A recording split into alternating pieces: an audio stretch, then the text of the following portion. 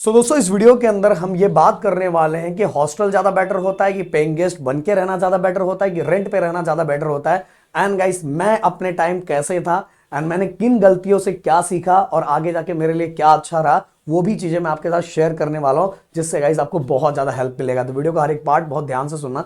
और एक चीज गाइस आप लोगों से जरूर मैं पूछना चाहूंगा, जिससे मुझे पता चलेगा कि जैसी फीलिंग मेरी स्टार्टिंग में थी वैसी फीलिंग आपकी भी है कि नहीं है। तो गाइस कमेंट बॉक्स में मुझे जरूर बताना कि आप हॉस्टल में रहने वाले हो कि रेंट पे रहने वाले हो कि पेइंग गेस्ट बन के रहने वाले हो, या तो कॉलेज जो आपके जस्ट बाजू में ही है जो है। प्लीज कमेंट बॉक्स में बताना, जिससे मुझे पता चलेगा कि स्टार्टिंग में जो मैंने सोचा था वही आप भी सोच रहे हो कि नहीं।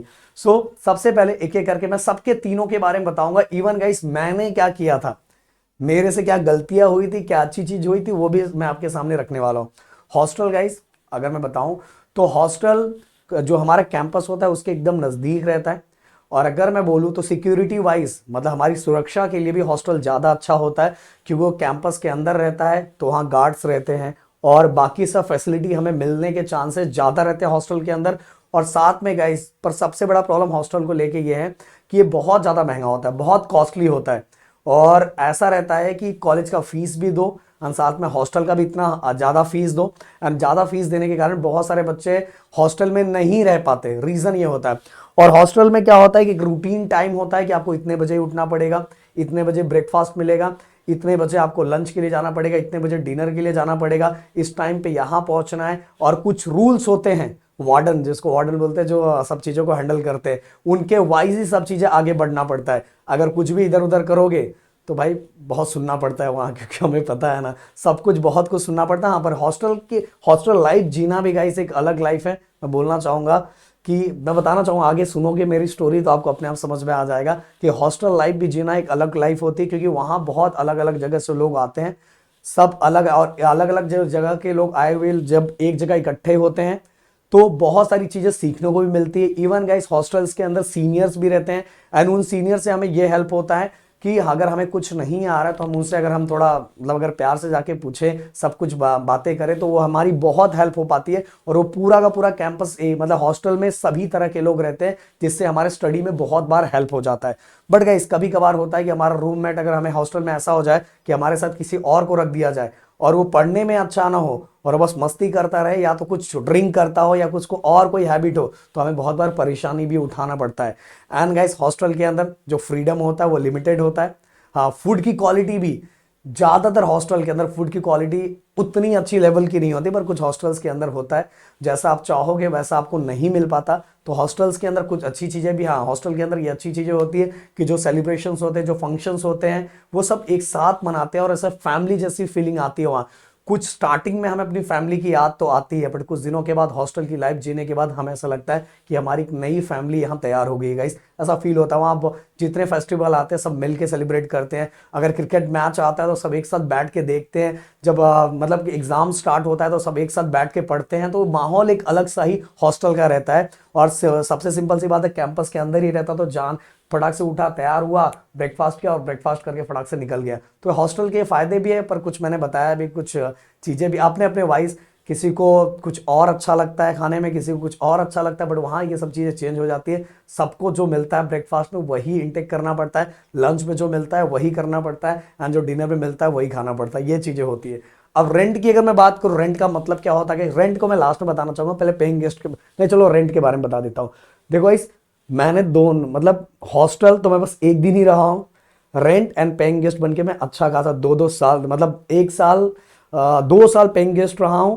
एंड बोला जाए तो नहीं नहीं 1 साल पेइंग गेस्ट रहा हूँ एंड 2 साल रेंट पे रहा हूँ। 2 साल रेंट पे मैं रहा हूँ गाइस, ओके। एंड बाकी हॉस्टल और रेंट सब मिक्स, मतलब इस तरह 4 साल की मेरी जर्नी ऊपर नीचे होती रही है, इस तरह से होती रही है। तो मैं सबसे पहले पेइंग गेस्ट के बारे में बताऊंगा। पेइंग गेस्ट का मतलब ये होता है गाइस कि आप मतलब हो सकता है कोई फैमिली रह रही है और उन्हीं फैमिली के साथ ही आपको भी एक रूम मिल जाए उसके अंदर, और वो रूम स्पेशली आपको दिया जाए। वो जो घर में खाना बन रहा है, वो जो खुद खा रहे हैं, वही सेम सेम टू सेम खाना आपको भी मिलता है, वही डिनर, वही ब्रेकफास्ट, वही लंच। जिससे ये चीज अच्छी होती है कि अगर कोई अपने लिए कुछ बना रहा है तो वो अच्छा ही बनाएगा, वो अच्छी चीजें ही बनाएगा, और वही अच्छी चीज आपको भी मिलती है। और हर दिन कुछ अलग अलग चीजें खाने की मिलती है। और सिंपल सी बात है, फैमिली जैसा वहां, जैसे घर का माहौल फैमिली जैसा रहता है, क्योंकि घर पूरा कंप्लीट घर हो जाता है। कभी कभार तो उसके अंदर दादी दादा भी मिल जाते हैं, छोटा बच्चा मिल जाता है और घर जैसी फीलिंग आने लगती है पेइंग गेस्ट में रहने पे, क्योंकि वो एक घर ही रहता है और उस घर में हमें रूम मिलता है और रूम से हमसे एक रेंट, हम मतलब रूम का रेंट लिया जाता है,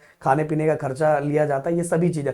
और गाइस बोला जाए तो सेफ भी रहता है, क्योंकि अंदर जो रहने वाले लोग हैं वो एक फैमिली है, वो पहले से ही लोग रहते हैं, तो वहां मतलब कि अनसेफ नहीं रहता, सेफ रहता है अगर पेइंग गेस्ट वाइज बोलूं। और गाइस हाँ एक चीज बोलूंगा तो फ्रीडम वहां भी इतना नहीं है, वहां भी कुछ चीजें रूल वाइज है कि अगर आपको ये टाइम पे मतलब थोड़ा टाइम ऊपर नीचे हो सकता है। हॉस्टल में एकदम स्ट्रिक्ट होता है, इतने बजे खाना है तो इतने बजे खाना है। पेइंग गेस्ट में थोड़ा बहुत ऊपर नीचे हो सकता है, आप बोल दोगे कि मैं कल इतने बजे आ रहा हूँ, इतने बजे आ रहा हूँ, तो थोड़ा बहुत ऊपर नीचे वो कर देते हैं। बट गाइस मतलब कंपेयर टू हॉस्टल थोड़ा फ्रीडम होता है, बट रेंट के कंपैरिजन में थोड़ा कम फ्रीडम होता है। आप इतने बजे आओ, बोलते भाई आप अगर लेट आओगे तो फिर हमें फिर से खाना बनाना पड़ेगा, बहुत सारी चीजों को लेके ऐसा पेइंग गेस्ट में होता है। तो फैमिली फीलिंग पेइंग गेस्ट में आती है।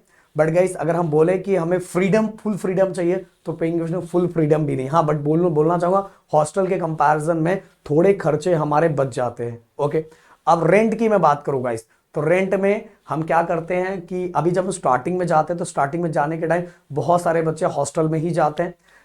हॉस्टल में जाने का जब कुछ दिनों के बाद उनके कॉलेजेस के अंदर, जो क्लास के अंदर कुछ ग्रुप्स तैयार हो जाते हैं, कुछ अच्छे नए नए फ्रेंड्स बन जाते हैं। तो फ्रेंड बनने के बाद वो ये डिसीजन लेते हैं कि भाई एक साइड में एक रूम ले लेते हैं, उस रूम का रेंट भरेंगे और रेंट भर के हम जो मतलब मंथली जो हमें पैसे आते हैं उनका ही हम लोग राशन एक साथ भराएंगे, और राशन भरा के मस्त अपनी अब जो भी हमें खाना है, जो भी हमें लंच में रखना है, जो भी हमें डिनर करना है, जो भी ब्रेकफास्ट करना है, वो अपने वाइज अपने चॉइस वाइज हम लोग कर सकते हैं।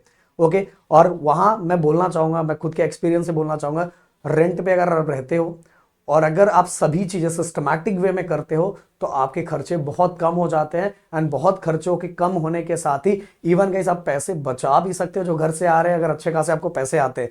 हमारे तो जितने पैसे आते थे हम लोग सब कुछ बहुत सिस्टमैटिक वे में करते थे, तो हमें जो खाना है वो भी हमें मिल जाएगा।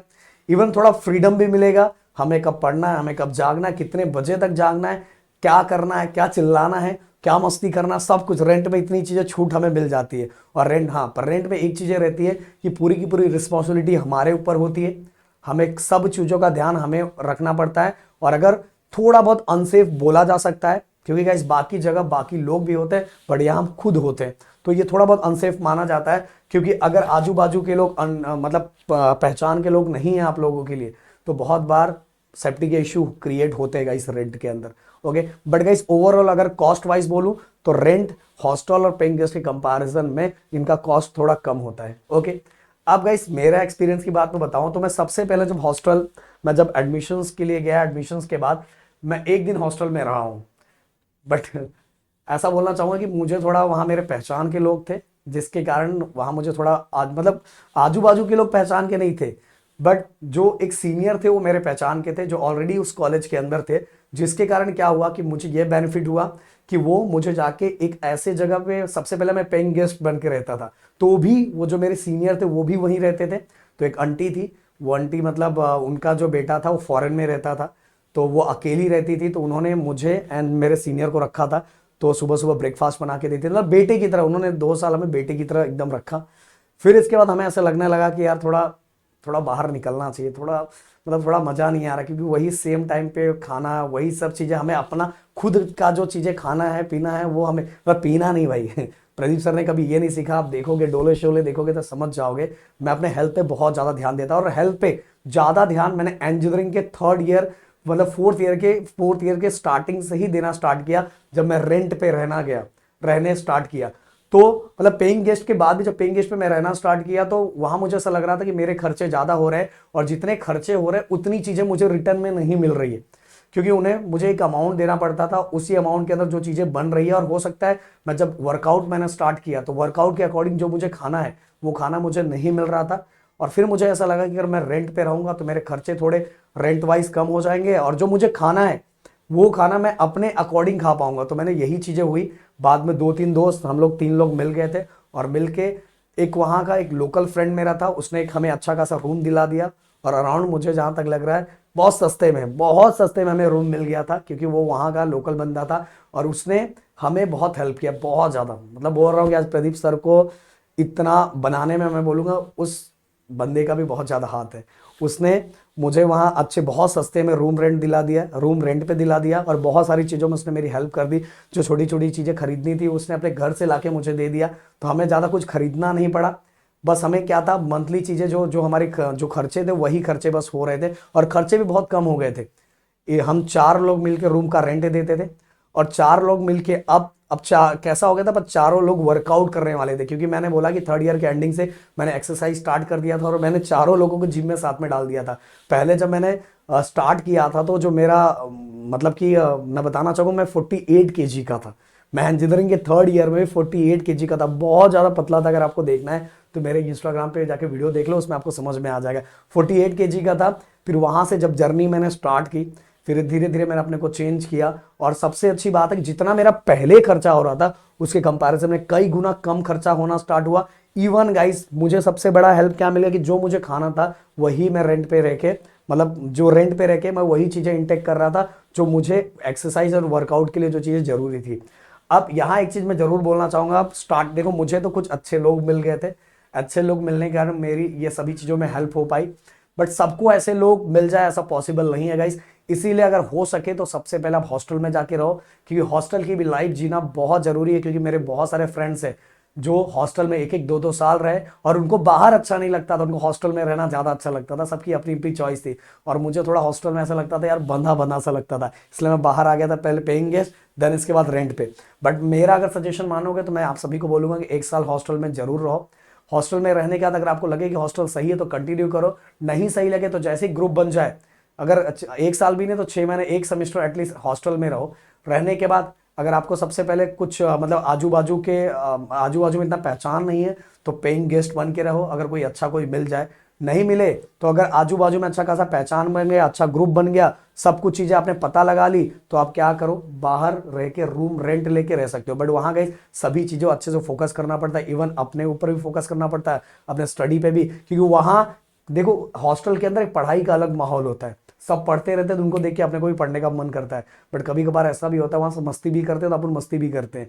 बट यहाँ कैसा होता है, सब कुछ अपने वाइज सोचना पड़ता है। पर मेरा चॉइस अगर मानोगे तो पहले हॉस्टल में, देन पेइंग गेस्ट का भी थोड़ा लाइफ जी लो, एंड लास्ट वाला रेंट पे आ जाओ, जिससे थोड़े पैसे आपके बच जाएंगे। बट स्टार्टिंग में रेंट पे डायरेक्ट मत जाओ अगर आपका पहचान नहीं है, यहाँ वहाँ आपको कोई जानता नहीं है तो डायरेक्ट, क्योंकि बहुत इशू हो जाते हैं, बहुत सारे इशू हो जाते हैं आजू बाजू में। अगर आप किसी को जानते नहीं हो तो बहुत खर्चे आपके एक्स्ट्रा बढ़ जाते हैं, बहुत बार आपको उल्लू बना लिया जाता है। स्टार्टिंग में मेरे भी बहुत सारे पैसे ऐसे ही बर्बाद हो गए थे, क्योंकि मुझे बहुत सारी चीज़ें पता नहीं थी, और नहीं पता होने की वजह से मेरे बिना मतलब कि बहुत सारे खर्चे हो गए थे, और जो लास्ट में मुझे जाके फील हुआ। तो शायद जो चीज़ें मैंने बताई वो आपको बहुत ज़्यादा हेल्प करेगा। मिलते हैं नेक्स्ट वीडियो में। Thank you so much guys. जय हिंद एंड जय महाराष्ट्र दोस्तों।